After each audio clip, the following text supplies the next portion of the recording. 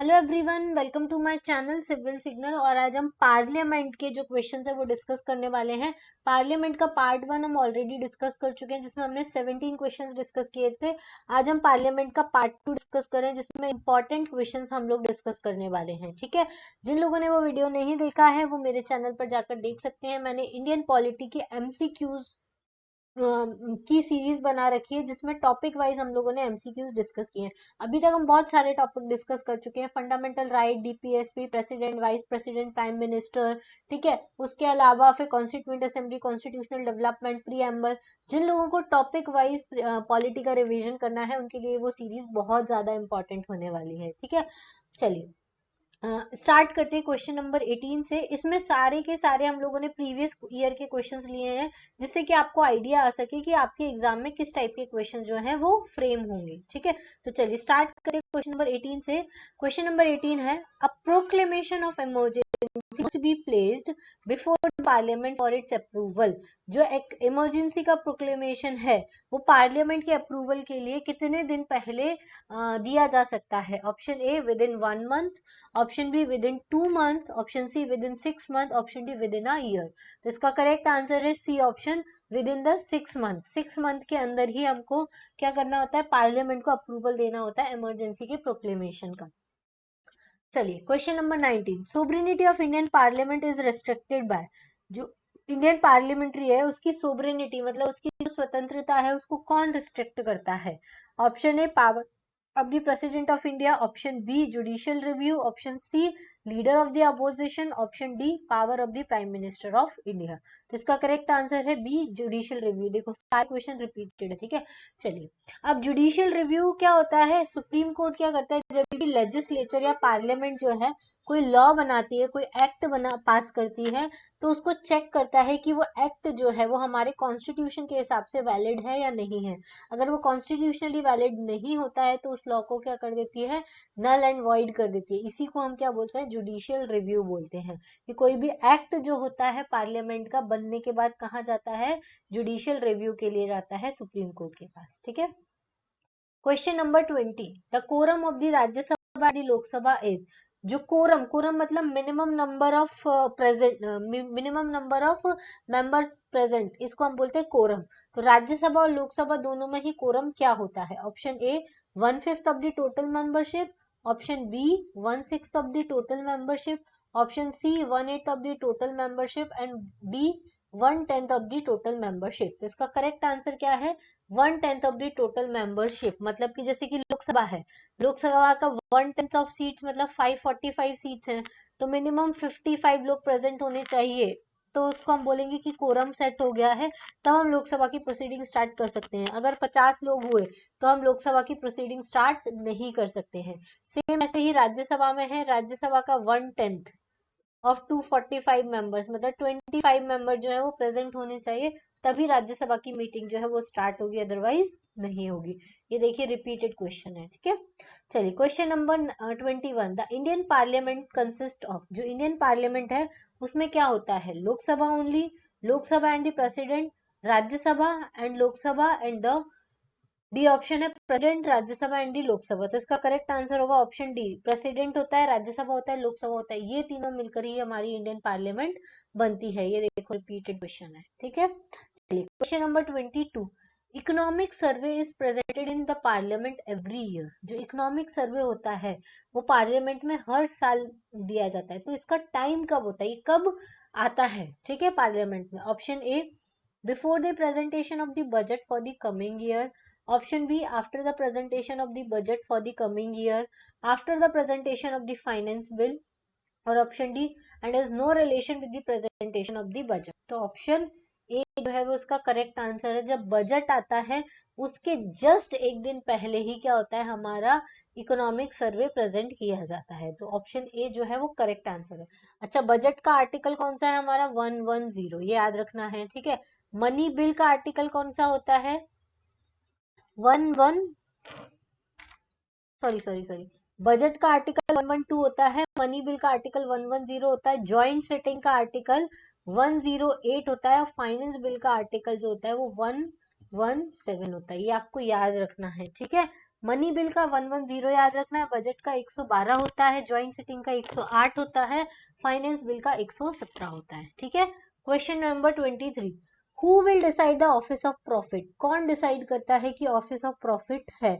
Option A president and governor, option B union parliament, option C supreme court, option D union public service commission. तो इसका correct answer क्या होता है?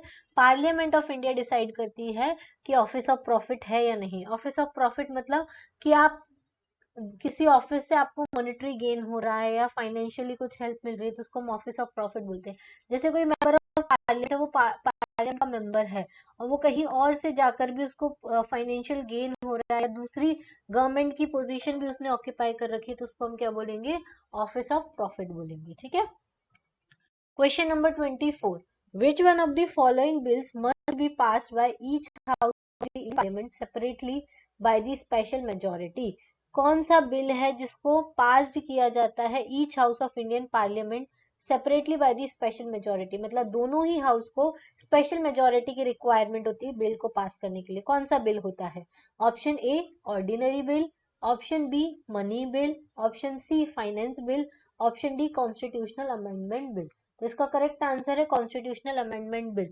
इस bill को pass करने के लिए दोनों हाउस से 2/3 मेजोरिटी से पास होना चाहिए बिल, तभी वो कॉन्स्टिट्यूशनल अमेंडमेंट माना जाता है। ठीक है, कौन से आर्टिकल के थ्रू? आर्टिकल 368 में आता है। ठीक है, अब मनी बिल मैंने आपको अभी बताया आर्टिकल 110 में आता है और ये कहाँ से स्टार्ट होता है? लोकसभा में स्टार्ट होता है। लोकसभा में इसको पास होना जरूरी होता है, राज्यसभा इसको अप्रूवल देती है। ऑर्डिनरी बिल कोई से भी दोनों हाउस में सिंपल मेजोरिटी से पास हो जाता है।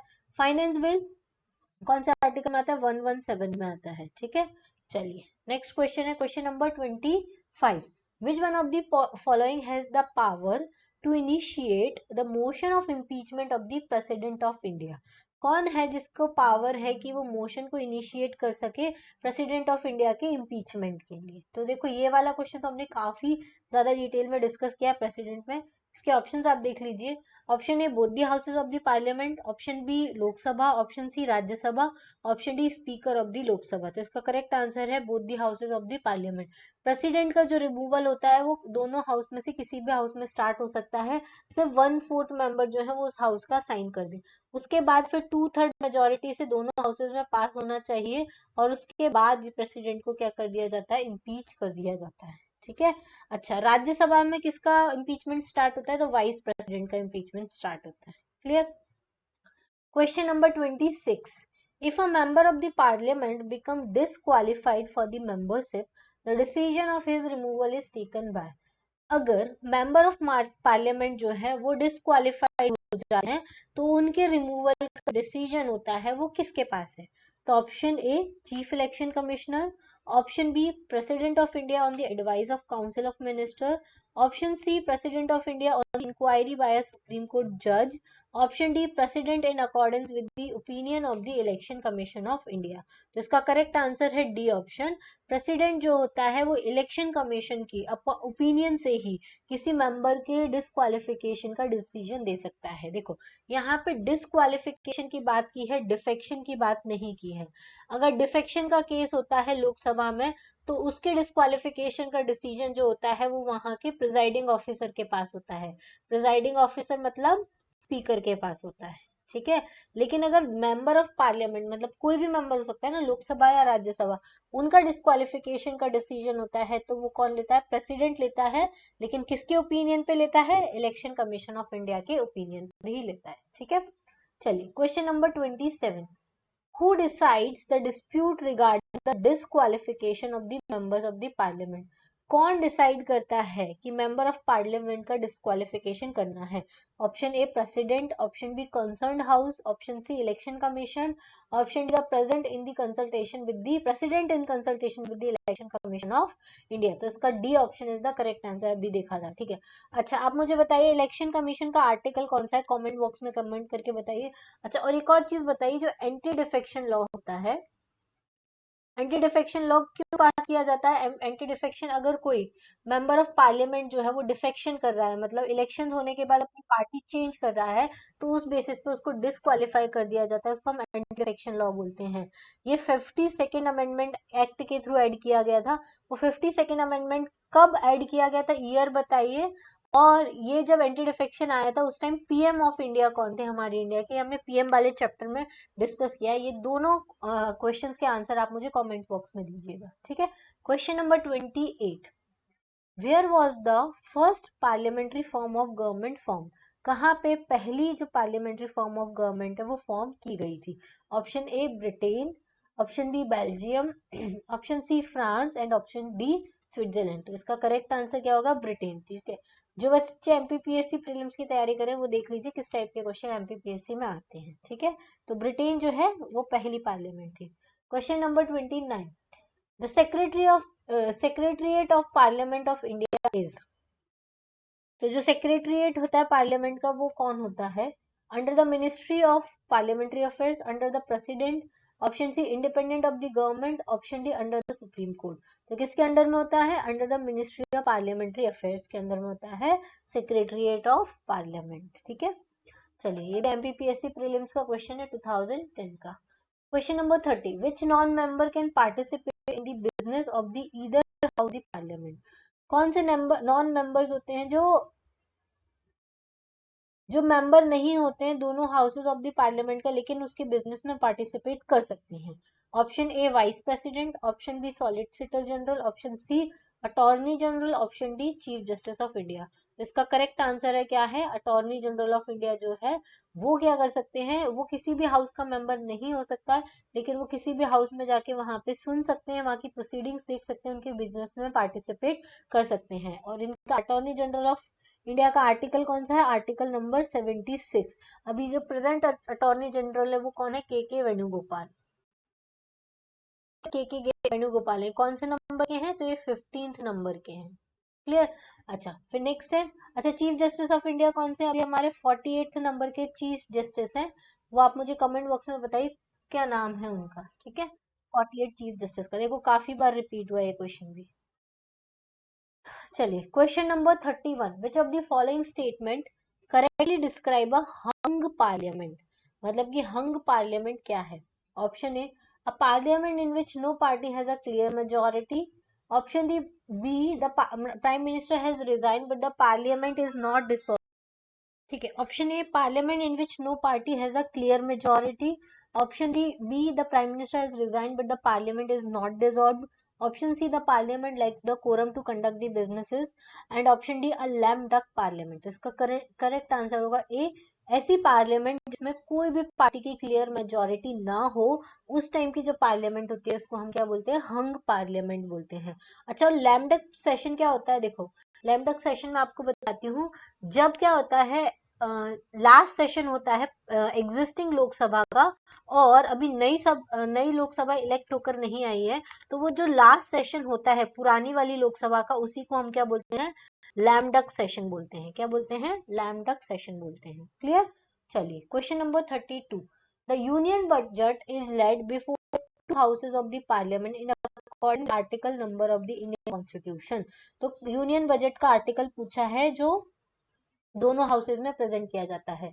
Option A 73, option B 112, option C 360 and option D 370। तो इसका करेक्ट आंसर क्या होगा? आर्टिकल 112, ठीक है। आर्टिकल 112 जो है वो बजट का आर्टिकल है, आर्टिकल 110 जो है वो मनी बिल का आर्टिकल है, और आर्टिकल 117 जो है वो किसका आर्टिकल है? फाइनेंस बिल का आर्टिकल है, ठीक है। तो ये आपको याद रखना है।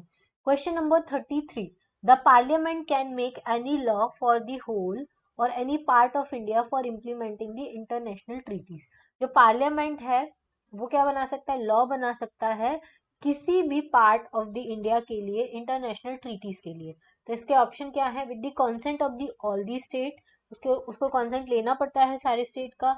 Option B, with the consent of the majority of state, option C, consent with the state consent, और option D, without the consent of the any state. तो इसका करेक्ट आंसर क्या है? Without the consent of any state वो क्या कर सकता है? इम्प्लीमेंट कर सकता है इंटरनेशनल ट्रीटीज को, ठीक है। तो इसका करेक्ट आंसर क्या है? देखो, यूपीएससी का क्वेश्चन है। क्लियर? चलिए question number 34, in what ways does the Indian parliament exercise control over the administration? क्या क्या तरीके होते हैं जिसके थ्रू इंडियन पार्लियामेंट जो है वो एडमिनिस्ट्रेशन को कंट्रोल कर सकती है? Option A, through the parliamentary committees, option B, through the consultative committees of the various minister, option C, by making the administration send periodic reports, option D, by compelling the executive issue writs. तो इसका correct answer होगा parliamentary committees. Parliamentary committees के through ही Indian parliament जो है वो क्या कर सकती है, अपना कंट्रोल रख सकती है एडमिनिस्ट्रेशन के ऊपर। चलिए question number 35, match list 1 with the list 2। Countries दी है और उनके नेम ऑफ पार्लियामेंट दी। देखो हर कंट्री का पार्लियामेंट का अलग अलग नाम होता है, जैसे हमारे यहाँ तो लोकसभा राज्यसभा है, वैसे अलग अलग कंट्री में अलग अलग नाम होते हैं, तो उसी का हमको करेक्ट आंसर देखना है। नीदरलैंड्स दिया है इधर, देखो लिस्ट 1 में अच्छा पहले तो आप इधर लिख लीजिए A B C D, ठीक है। अब मैच कीजिए।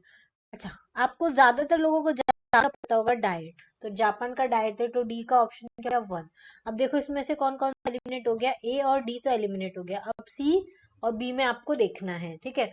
फिर इसके बाद नीदरलैंड का आपको पता होगा स्टेट जनरल होता है, यूक्रेन का सुप्रीम काउंसिल। देखिए यूक्रेन का आप जरूर याद रखें क्योंकि अभी यूक्रेन और रशिया का वॉर चल रहा है, तो उसमें पूछ सकते हैं कि सुप्रीम काउंसिल कहाँ का है। तो बी का करेक्ट ऑप्शन क्या होगा, 3 ऑप्शन, ठीक है, बी का 3rd होगा। ए का नीदरलैंड का क्या होगा, स्टेट जनरल, तो ए का 2 होगा, सॉरी 2 है, ठीक है।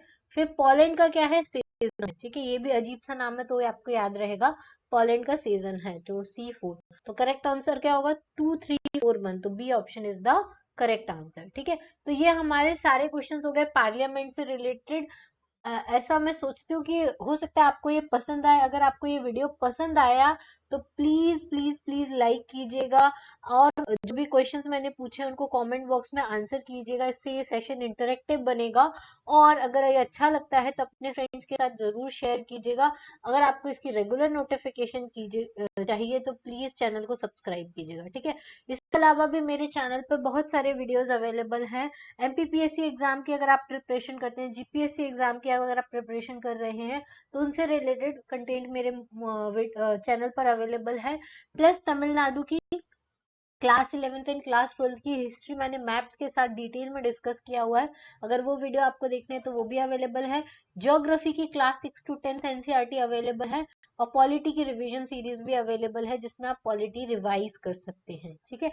तो ये सारा कंटेंट अगर आपको देखना है तो आप जरूर से मेरे चैनल पर जाइएगा।